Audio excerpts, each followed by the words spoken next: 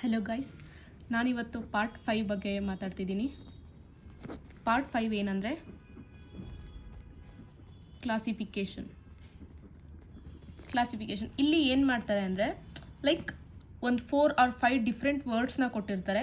ಅದರಲ್ಲಿ ನೀವು ಕ್ಲಾಸಿಫಿಕೇಷನ್ ಮಾಡಬೇಕು. ಲೈಕ್ ಒಂದು 5 ವರ್ಡ್ಸ್ ಕೊಟ್ಟಿದ್ರೆ ಅದರಲ್ಲಿ 4 ಸಿಮಿಲಾರಿಟಿ ಇರ್ತವೆ ಆ್ಯಂಡ್ 1 ಈಸ್ ಡಿಫ್ರೆಂಟ್, ಅಲೈಕ್ ಇರುತ್ತೆ. ಸೊ ನೀವು ಅದನ್ನು ಚೂಸ್ ಮಾಡಿಬಿಟ್ಟು ಪಿಕ್ ಮಾಡಬೇಕು, ಅಂದರೆ ಸೆಲೆಕ್ಟ್ ಮಾಡಬೇಕು ಕರೆಕ್ಟ್ ಆನ್ಸರ್ ಯಾವುದು ಅಂತ.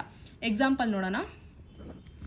ಅವರು ಒಂದು ಕ್ವಶನ್ ಕೊಡ್ತಾರೆ, ಹೆಂಗಂದರೆ choose the word that is least alike the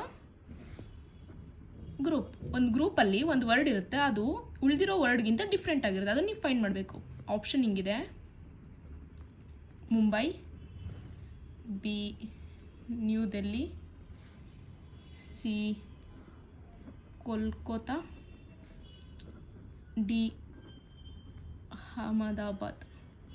ನೀವು ನೋಡ್ಬೋದು ಇದೆಲ್ಲನೂ ಸಿಟೀಸೇ. ಇದರಲ್ಲಿ ಏನಪ್ಪ ಡಿಫ್ರೆನ್ಸ್ ಇದೆ ಒಂದ್ಸಿಂದ ಒಂದು ಸಿಟಿಗೆ ಅಂತ ನೋಡ್ಬೋದು. ಸೊ ದಟ್ ನೀವು ಹಂಗೆ ಥಿಂಕ್ ಮಾಡಬೇಕು. ಮುಂಬೈ, ನ್ಯೂ ಡೆಲ್ಲಿ, ಕೋಲ್ಕತ್ತಾ ಇದೆಲ್ಲನೂ ನೀವು ನೋಡ್ಬೋದು.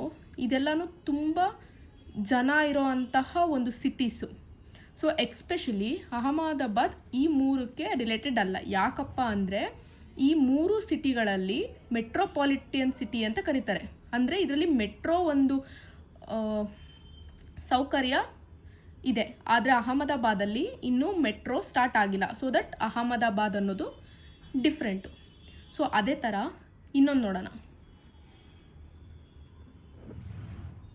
ಆಡ್ ಒನ್ನ ಚೂಸ್ ಮಾಡಬೇಕು. ಬರೀ ಆಪ್ಷನ್ಸ್ ಮಾತ್ರ ಹೇಳ್ತೀನಿ ನಾನು.